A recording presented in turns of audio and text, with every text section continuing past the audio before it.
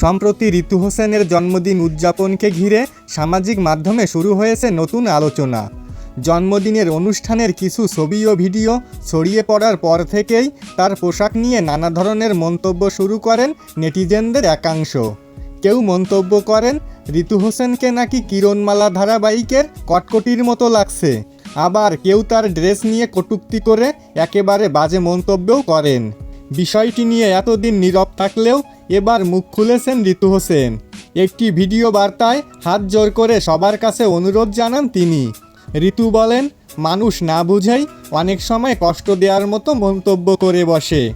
একটি ড্রেস বা ব্যক্তিগত পছন্দ নিয়ে এভাবে অপমান করা ঠিক নয় বলেও জানান তিনি আরও বলেন, আমার জন্য যদি কারো খারাপ লেগে থাকে তাহলে ক্ষমা চাইছি, কিন্তু দয়া করে এমন বাজে মন্তব্য করবেন না যা একজন মানুষকে মানসিকভাবে কষ্ট দেয়। তো বন্ধুরা, এই বিষয়ে আপনার কি মতামত সেটা অবশ্যই কমেন্ট করে জানাতে ভুলবেন না। দেখা হবে, কথা হবে পরবর্তী কোনো ভিডিওতে।